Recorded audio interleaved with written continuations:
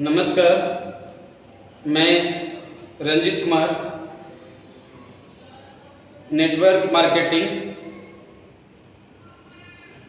एवं student motivational speaker.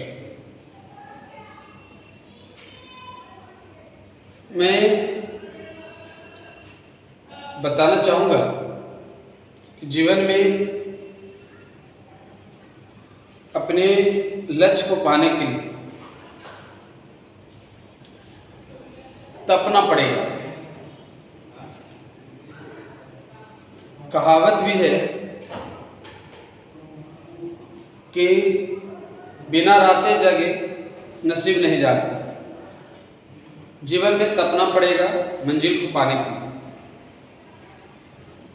क्योंकि कुछ भी हासिल होती है तो उसके लिए जान और जहान संपूर्ण ढंग से समर्पित करना पड़ता है। और रही बात जीवन की प्रारंभिक अवस्था का, तो जीवन के प्रारंभिक जो हमारी अवस्था है वो चाहे हमारा विद्यार्थी जीवन का हो या फिर व्यापार का हो या फिर इसे सरकारी नौकरी का माना जाए, तो जीवन में बहुत कुछ पाने के लिए, क्योंकि जीवन में ये जो हम मनुष्य के रूप में आए हैं, श्रेष्ठ रूप में हम लोग होते हैं और श्रेष्ठ होते हैं तो अपने लक्ष्य को पाने के प्रति हमें भरपूर कोशिश करनी चाहिए। मैं इससे जुड़ा हुआ एक बात बताता हूँ कि एक बार की कहानी है कि एक मूर्तिकार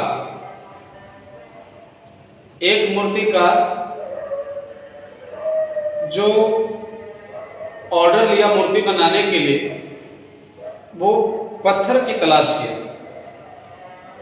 और जो पत्थर का तलाश किया उसमें से 2 पत्थर थे। जो 2 पत्थर उसे हासिल हुए,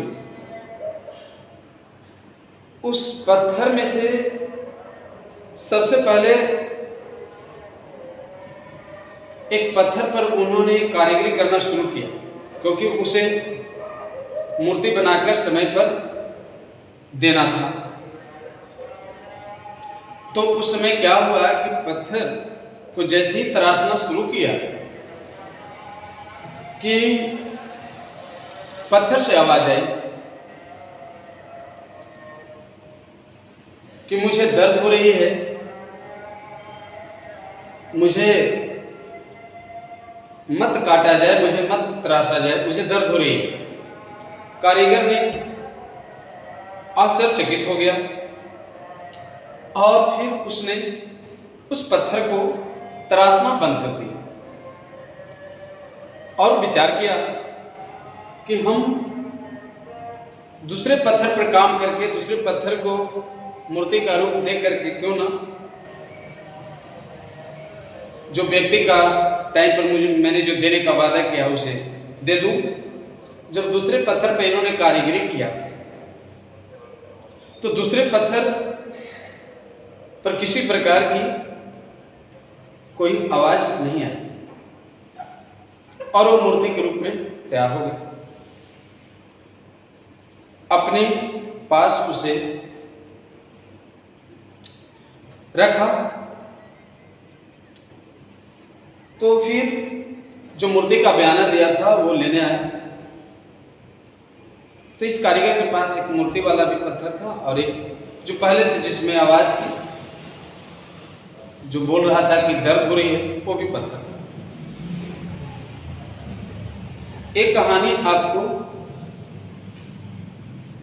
सुनने के बाद एनर्जी भर देगा। कोई भी धंधा में आप जब एंजॉय करते हैं आप चाहे पढ़ने लिखने के साधन में हो, विद्यार्थी जगत में हो, या कोई व्यवसाय से आप जुड़ी हुई हो, तो जो मूर्ति का जो बयाना दिया था, वो मूर्ति लेने आया, मूर्ति लिया और मूर्ति लेकर के जाने लगा। तो उस मूर्ति के पास रखा हुआ जो पत्थर था, जो जिससे दर्द हो रही थी, वो पत्थर को उसे नजर पड़ गया। कारीगर से बोला कि क्या मैं साथ में इस पत्थर को भी लेकर जाऊं? कारीगर ने बोला कि ले जाइए, ऐसे भी हम इस पत्थर का क्या करेंगे। तो मूर्ति और कलश पत्थर लेकर के चला गया। अब जहां पर उसे आश्रय दिया, जहां स्थान दिया मूर्ति का, वहां पर उस पत्थर को भी रख दिया सामने में। तो पता है कि जितने पूजे पाठ करने वाले लोग होते हैं, प्रसाद लेकर के जो पहुंचते हैं, उसमें नारियल भी होती है। तो लोग उस पत्थर का काम नारियल फोड़ने में लाने लगे। अब होने क्या लगा कि जो पत्थर मूर्ति बना था, उस पर नारियल की पानी प्रसाद चढ़ने लगा, और जो पत्थर में आभक्ति मुझे दर्द होती है, जो आए, जो भक्त आए और ईश्वर का नाम लेकर के और नारियल को उस पत्थर पर ढाए, जो आए वही पत्थर पर ढाए। अब पत्थर बेचारा समझने लगा कि ये क्या हो रही है मेरे साथ, ये तो पहले से भी बड़ा दुखित स्थिति है।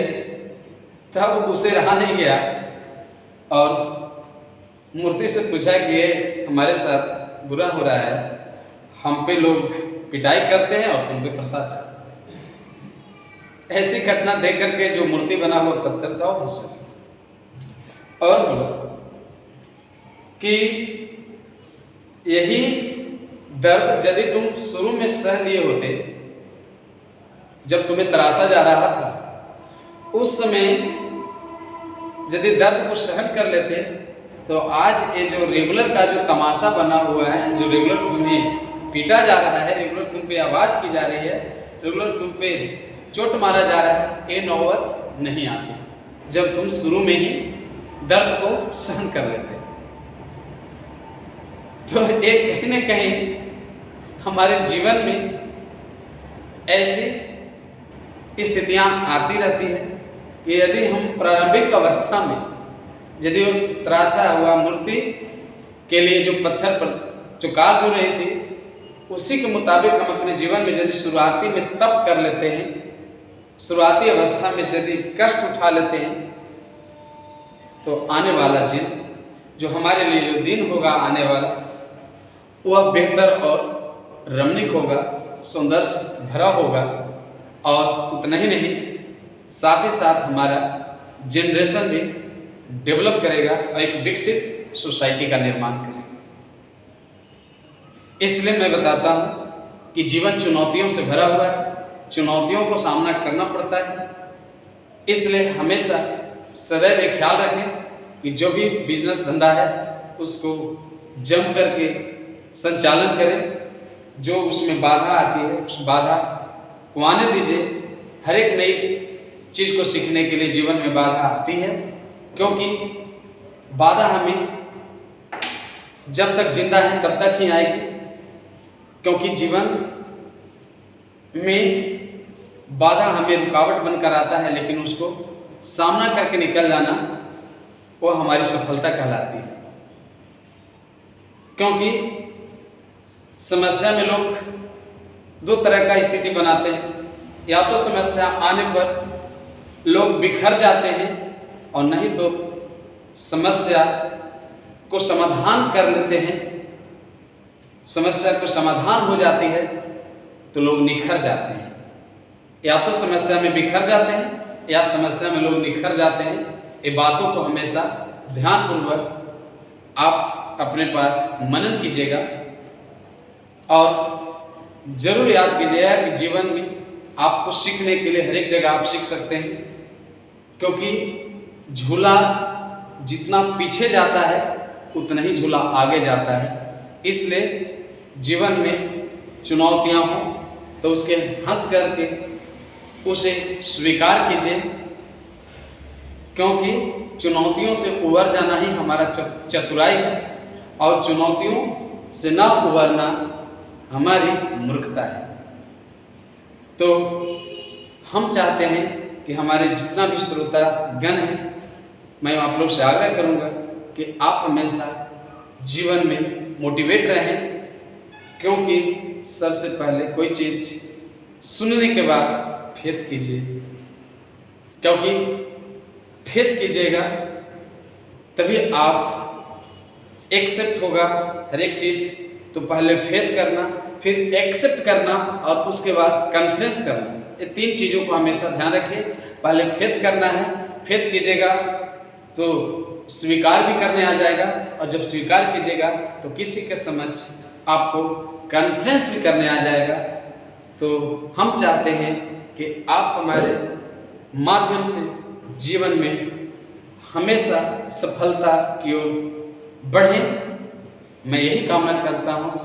और हम चाहते हैं कि हमारे ऐसे वीडियो को आप सुनने के लिए, आनंद अपने जीवन में भरने के लिए हमारे इस वीडियो तक पहुँचने के लिए चैनल तक पहुँचिए, चैनल को सब्सक्राइब कीजिए और लिंक को शेयर कीजिए, लाइक कीजिए, कमेंट कीजिए और ज़रूर बताइए कि आपके जीवन में किस प्रकार की ऊर्जाहीन स्थिति बन रही है और हमसे आप किस तरह का वीडियो का कामना करते हैं। जरूर कमेंट बॉक्स में लिख करके हमें मैसेज कीजिए। हमारे साथ बने रहने के लिए धन्यवाद।